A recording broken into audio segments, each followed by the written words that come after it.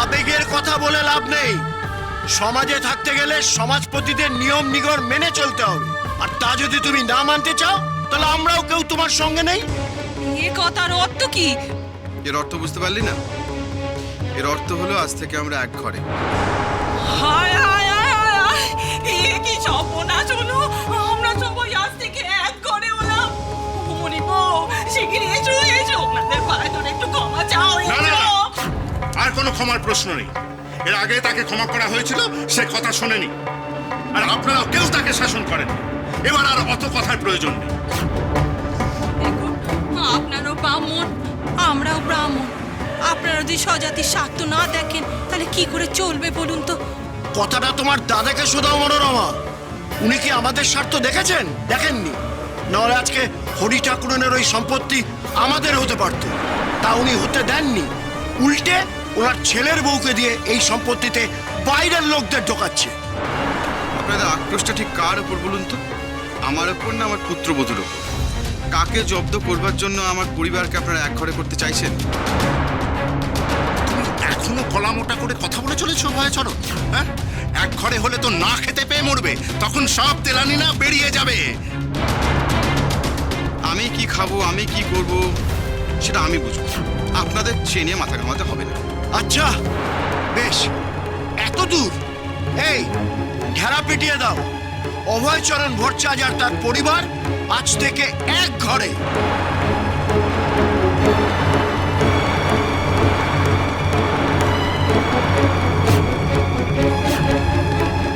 জল অচল, এমনকি গায়ের পুকুরের জল ওরা ব্যবহার করতে পারবে না। চলো। মণিবউ, আদেশটা আমার নামে, অভয়চরণ ভট্টাচার্য আর তার পরিবারের নামে।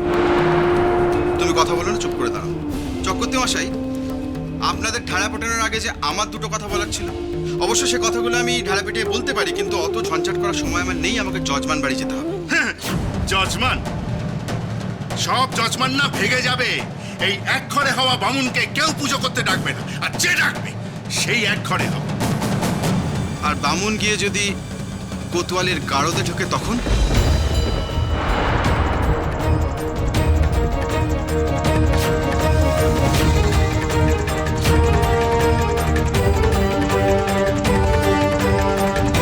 কোতোয়ালি মানে? তার মানে হলো আপনাদের বাড়াবাড়ি ঠেকানোর জন্য আমি কোতোয়ালিতে গিয়ে দারোগাবুর সঙ্গে কথা বলে এসেছি। অনাথ বাচ্চাদেরকে নিজের দায়িত্বে রেখে কেউ যদি খাওয়াতে পড়াতে চায় সেটা কোনো অপরাধ নয়। ব্রিটিশ আইনে সেটা কোনো অপরাধ নয়।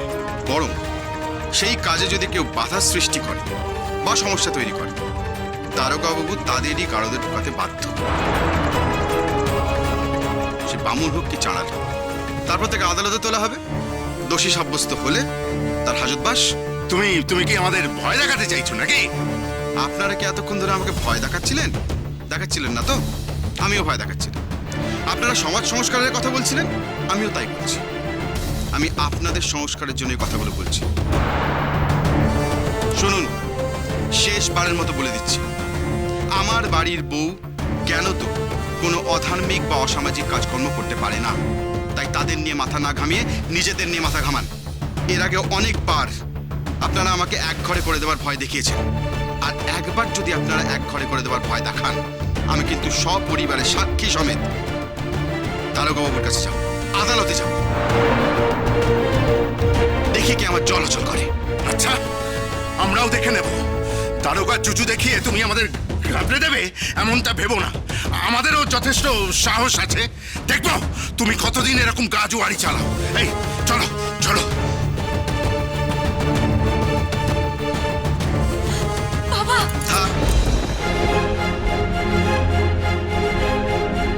আমার বাড়ির বউকে, আমার পরিবারকে রক্ষা করা, যে কোনো মূল্যে রক্ষা করা আমার কাজ। সে কাজ আমি করেছি। কিন্তু মণিবউ, ভিন গায়ের অনাথ বাচ্চাদের মুখে অন্ন তুলে দেওয়া আমার কাজ নয়। সে কাজ তোমাকেই করতে হবে। তোমার আশ্রম করাতে আমি যেমন কোনো বাধা দিইনি, তেমন তাদের খাওয়ানোর দায়িত্ব কিন্তু আমার নয়। আমি স্পষ্ট বলে দিচ্ছি, এ বাড়ি থেকে কোনো জিনিস ওই আশ্রমে যাবে না। তুমি বুঝে নাও তুমি কিভাবে খাওয়াবে। আদি শক্তি আদ্যাপি সোম থেকে শনি সন্ধ্যে ৭টায় আকাশ ৮ ও প্ল্যাটফর্ম 8-এ।